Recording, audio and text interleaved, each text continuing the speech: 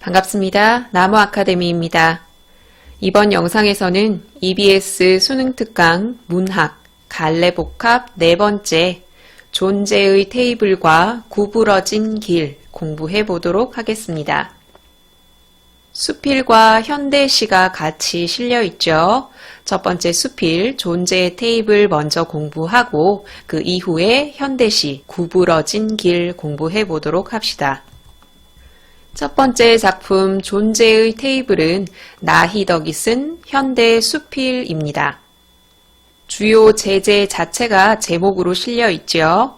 이 글의 글쓴이가 존재의 테이블을 구입하게 되고 그것에 얽힌 글쓴이의 감정을, 생각을 이야기한 작품입니다. 그럼 보도록 합시다. 앞부분의 줄거리 먼저 볼게요.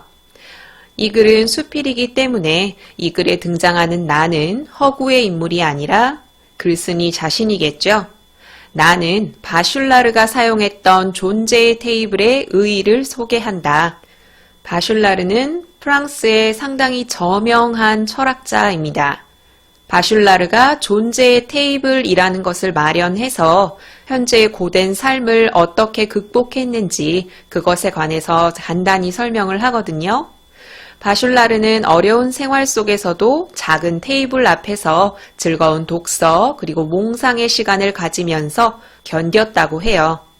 나는 그 시간이 바슐라르에게 자기 존재 그리고 세계에 대해서 충실한 행복을 안겨주었을 것이라고 생각합니다.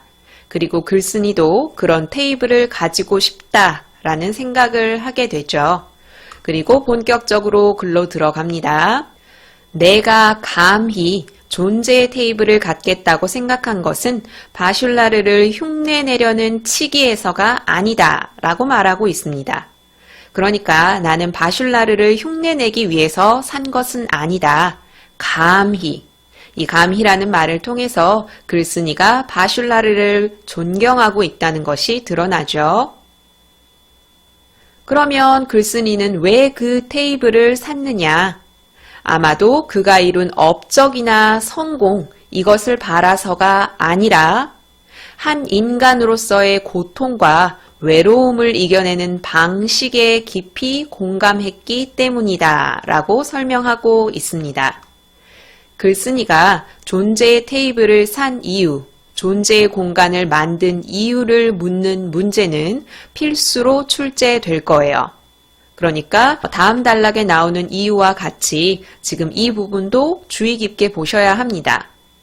바슐라르가 고통과 외로움을 이 테이블을 통해서 이겨냈다는 이런 방식에 공감했기 때문에 글쓴이도 그러한 테이블을 갖고 싶어 한 거예요. 그리고 자기에게도 그런 테이블이 필요하다면 이렇게 자그마하고 나지막한 테이블일 것이라고 생각하면서 글쓴이는 그것을 샀습니다. 이 앞에 생략된 부분에 이 테이블을 인도 여행에서 샀다는 내용이 앞에 제시되거든요. 물론 뒤에 나오기도 하고요. 여행지에서 글쓴이는 존재의 테이블을 산 거예요.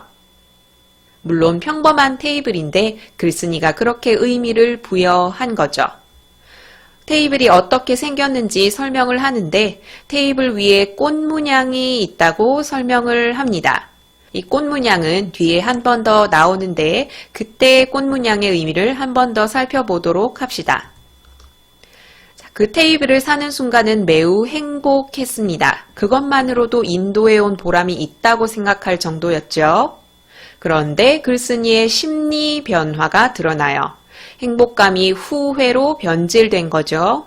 그 이유는 여행지에서 이 테이블이 낙타의 혹처럼 짐스럽게 느껴졌기 때문이에요.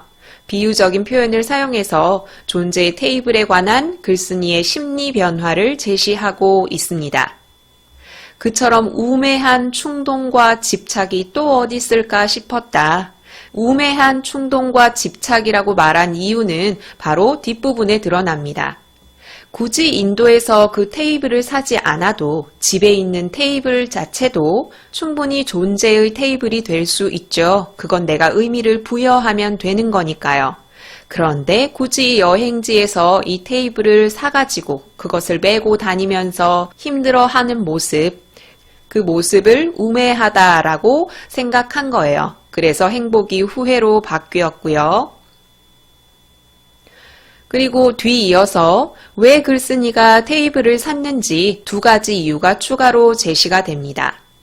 왜 그 테이블이 아니면 안 될 것 같았을까? 그것은 첫 번째, 오랫동안 자기 존재의 자리를 잃어버린 채 생활에 휘둘려 살아가고 있다는 위기감 때문이었습니다. 자기 존재의 자리를 잃어버렸다는 건 나 스스로 돌아볼 여유, 그러한 시간조차 가지지 못했다는 걸 의미하죠. 그리고 두 번째, 아무리 큰 집을 가졌다 해도 그 속에 정작 존재의 자리를 갖지 못한 사람보다는 덜 우매해지려는 욕심. 큰 집을 가져도 존재의 자리를 갖지 못한 사람, 이 사람은 외적으로는 성공했는데 자기만의 시간을 갖지 못하는 사람으로 생각할 수 있죠. 이런 사람보다는 덜 멍청해지고 싶은 욕심. 이 두 가지 이유 때문에 굳이 인도에서 그 테이블을 샀다는 거죠. 중요한 부분이니까 반드시 기억하셔야 합니다. 그런데 다음 문단에서 이런 씁쓸한 자부심이라고 이야기합니다.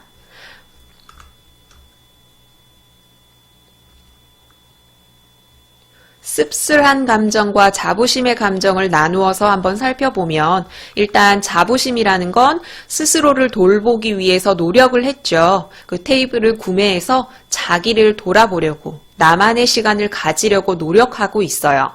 그것의 자부심을 느끼는 거고요. 그리고 씁쓸하다고 말하는 이유는 사실 테이블 자체는 중요한 게 아니죠. 중요한 건 자기만을 위한 시간을 갖는 건데 이렇게 본질보다 수단에 집착하는 이런 씁쓸함, 그리고 이러한 자기 집착 때문에 더 괴로워지는 상황, 이런 것들이 복합적으로 합쳐져서 씁쓸한 자부심이라는 결론이 등장한 거예요. 어쨌든 글쓴이는 이러한 씁쓸한 자부심을 느끼면서 테이블을 한국에 갖고 오게 되는데 문제는 테이블을 갖고 왔음에도 자기만을 위한 시간을 내지 못했다는 것입니다. 아주 오래도록 거기 앉지 못할 때도 있었고요.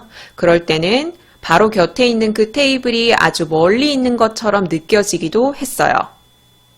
그 테이블에 꽃 문양이 하나 있었죠. 그 꽃 문양에 먼지가 끼이는 걸 보면서 내 마음이 그 모습 같거니 하고 생각할 때가 많았다고 해요.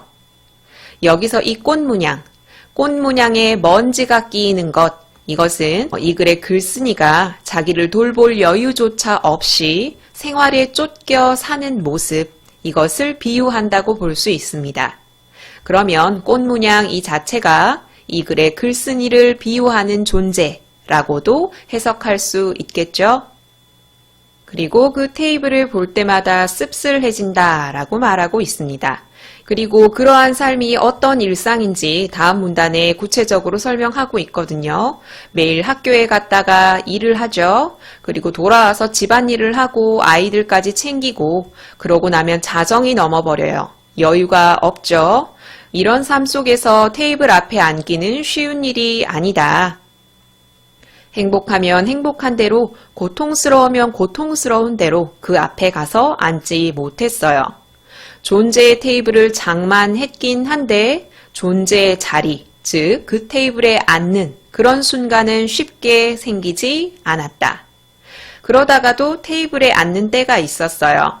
테이블을 잘 만져서 바로잡고 공들여서 먼지를 닦는 날, 이렇게 먼지를 닦으면서 이 글의 글쓴이는 테이블이 거울과 같은 역할을 한다고 깨닫게 됩니다. 거울이라는 건 현대시에서도 자주 등장하는 자아 성찰의 매개체이고요. 여기서 말하는 이 거울도 이것과 같은 의미로 쓰였습니다. 현대시와 같이 연계해서 문제로 출제되기 좋겠죠. 지금 내가 어디 앉아 있는지를 비추어주는 거울, 그리고 힘든 일이 닥칠수록 테이블만큼 낮아지고 고요해지는 것이 필요하다라고 알려주는 거울. 이 거울이 바로 그 테이블이라는 것, 테이블이 곧 거울이라는 것, 이것을 깨닫게 됩니다. 이렇게 테이블을 닦고 난 뒤에 그 앞에 앉게 되죠. 그런데 앉는 자세가 매우 경건합니다. 볕이 잘 드는 창문 쪽으로 옮기고 두 손까지 씻어요. 그리고 테이블에 앉는 모습을 이렇게 이야기합니다. 누추한 생활에서 간신히 스스로를 건져 올려서 그 앞에 데려다 놓는다. 테이블에 앉는 글쓴이의 모습입니다. 자기를 타자화해서 이렇게 표현하고 있죠. 그 드문 순간, 테이블에 앉는 그 순간에서야 글쓴이는 고통스러우면서 행복하다라고 말을 합니다. 이 테이블에 앉기까지의 고통스러운 과정, 그리고 그 테이블에 앉기까지의 행복, 그것을 종합해서 고통스러우면서도 행복하다라고 말하고 있는 겁니다. 첫 번째 살펴본 수필 존재의 테이블은 존재의 테이블이라는 특정 제재를 통해서 이 글의 글쓴이가 지향하는 삶을 드러낸 수필입니다. 그러면 두 번째 현대시 구부러진 길 공부해 보도록 하겠습니다. 이 시에서도 나가 등장합니다. 이 나는 글쓴이가 아니라 글쓴이가 대리자로 내세운 화자겠지요. 나는 구부러진 길이 좋다라고 일행부터 밝히고 있습니다. 그러니까 구부러진 길은 화자가 긍정적인 인식을 가지고 있는 주요 제재입니다.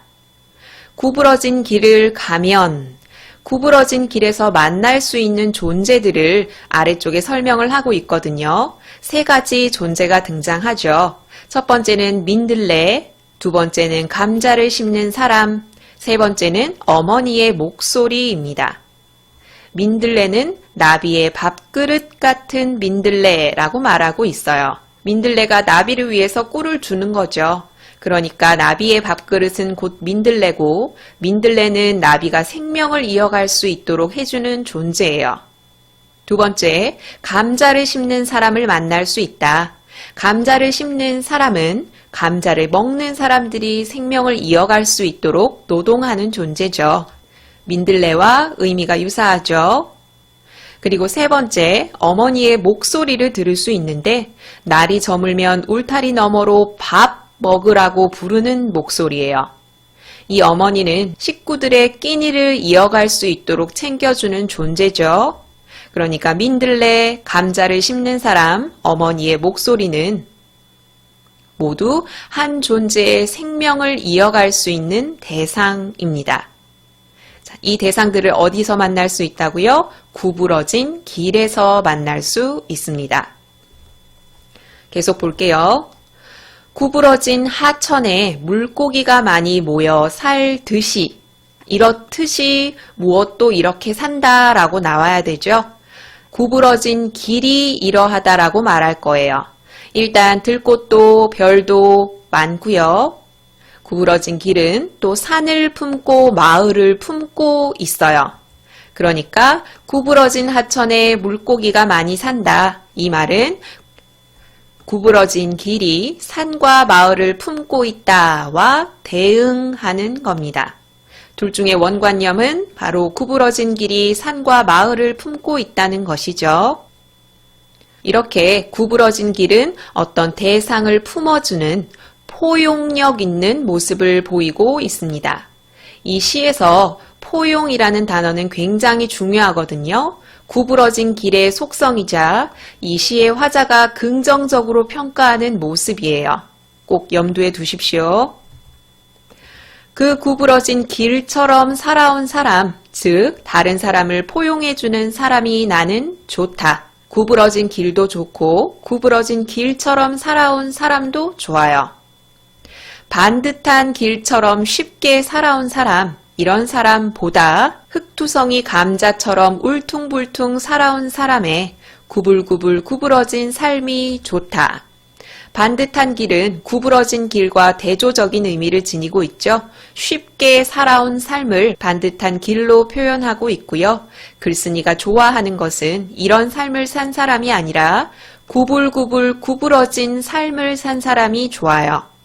그리고 이런 삶을 산 사람을 흙투성이 감자처럼 울퉁불퉁 살아온 사람, 으로 비유해서 설명하고 있습니다.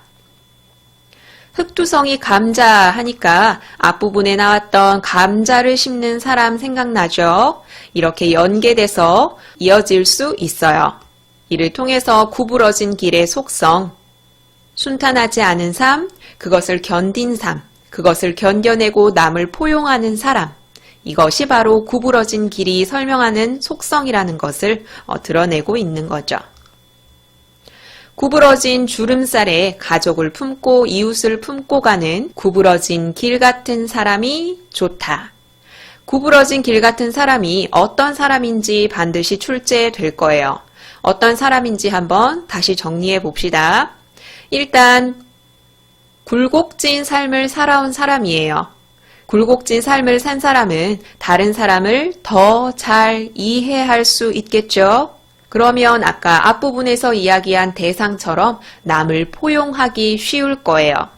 그러니까 구부러진 길 같은 사람이란 삶의 굴곡을 견디고 이를 통해서 다른 사람을 포용할 줄 아는 사람, 그것이 바로 구부러진 길 같은 사람입니다.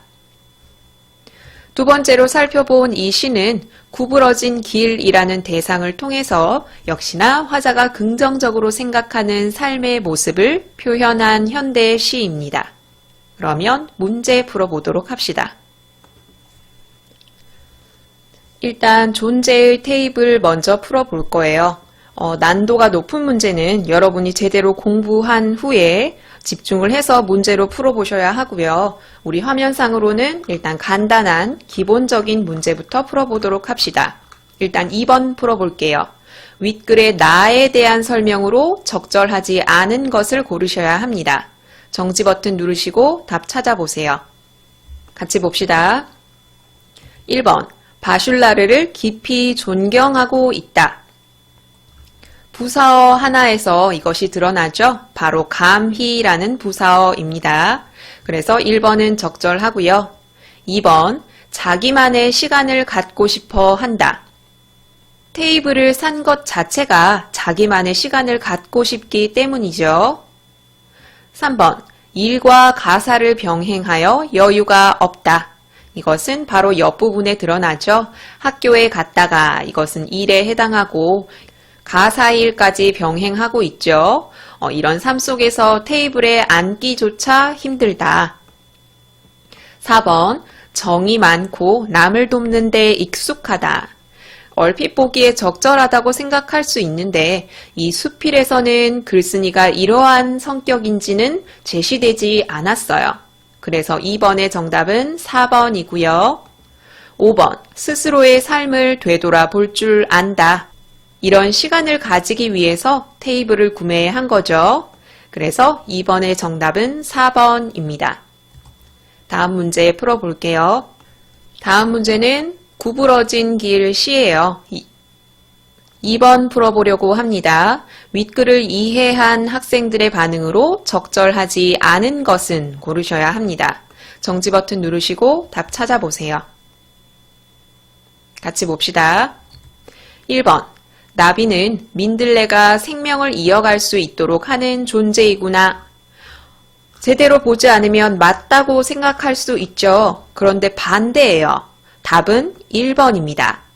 나비가 민들레의 생명을 이어갈 수 있도록 하는 것이 아니라 민들레가 나비의 생명을 이어갈 수 있도록 하는 거죠. 그래서 1번은 틀렸고요. 우리 나머지 선지 왜 맞는지 점검해 봅시다. 2번, 구부러진 하천은 구부러진 길의 속성을 드러내기 위한 소재이구나. 구부러진 하천에 물고기가 많이 모여 살듯이 구부러진 길은 무엇을 품고 있죠? 산과 마을을 품고 있습니다. 여기서 구부러진 하천은 구부러진 길을 설명하기 위해서 든 속성이에요. 그래서 2번은 적절하고요. 3번, 구부러진 길 같은 사람을 좋아하는 화자 역시 이와 같은 삶을 지향하겠구나. 구부러진 길 같은 사람을 긍정하기 때문에 화자도 이와 같은 삶을 지향할 것이라 추측할 수 있죠. 4번, 감자를 심는 사람과 밥 먹으라고 부르는 어머니는 유사한 속성을 갖고 있구나. 감자를 심는 사람 그리고 밥 먹으라고 부르는 어머니는 다른 존재의 생명을 이어갈 수 있게 도와주는 존재들이죠. 그래서 4번도 적절하고요. 5번. 흑투성이 감자처럼 울퉁불퉁하게 살아온 사람은 구부러진 길처럼 살아온 사람에 해당하겠구나. 흑투성이 감자처럼 살아온 사람은 구부러진 삶을 산 사람이고 이런 삶을 산 사람을 구부러진 길 같은 사람이라고 말하고 있는 거예요. 그래서 2번의 틀린 답은 1번입니다. 여기까지 존재의 테이블과 구부러진 길 살펴봤는데 각 지문에 관한 문제는 물론이고 복합 문제 역시 구부러진 길 이 파일에 같이 출제되어 있습니다. 그러니까 수필 그리고 현대시 꼼꼼히 공부하신 다음에 문제를 통해서 점검해 보시길 바랄게요. 이 영상은 여기서 마무리하겠습니다. 이 모든 자료는 나무 아카데미 홈페이지에서 이용하실 수 있습니다.